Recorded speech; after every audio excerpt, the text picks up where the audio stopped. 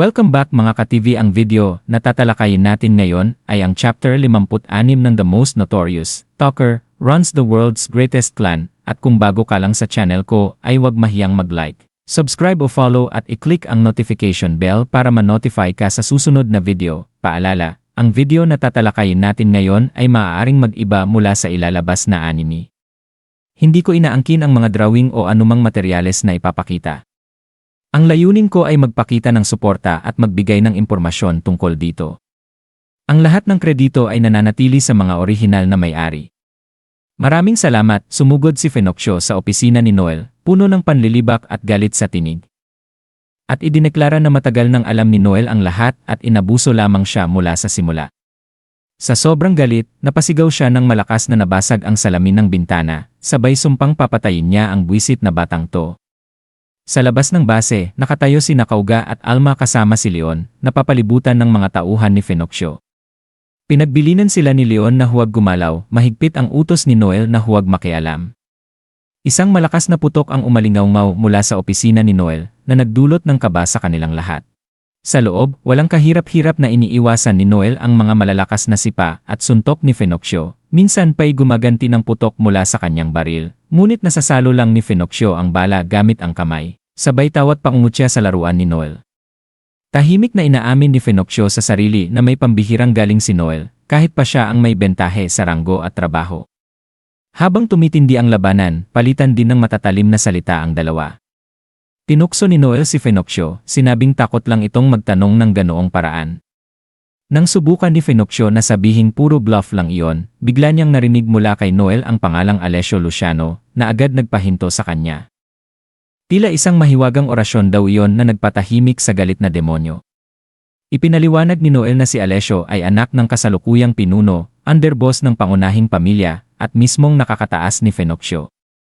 Ang simpleng pagbanggit ng pangalan nito at pagkatakot ni Fenocchio ay, ayon kay Noel, patunay ng pait ng kanyang posisyon.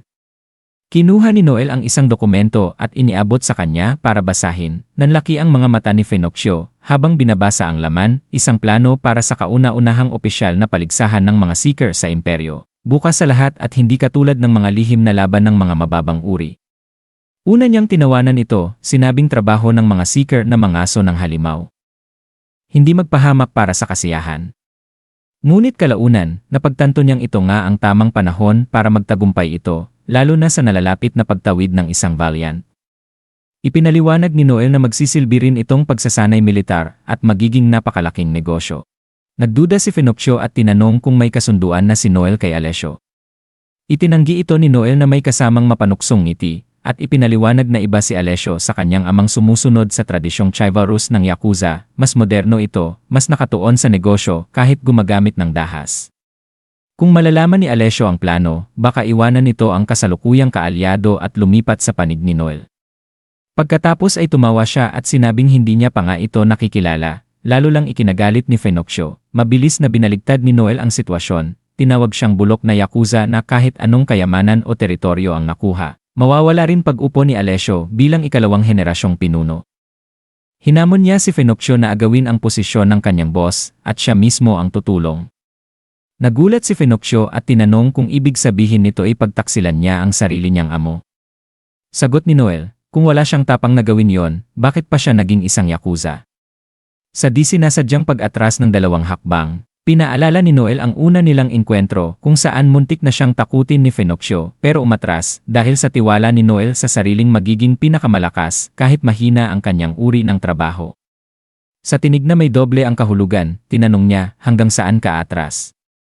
Hanggang saan ka lulubog? Maya-maya, sa loob ng kanyang karwahe pauwi, pinag-isipan ni Fenocchio ang lakas ng pananalita ni Noel.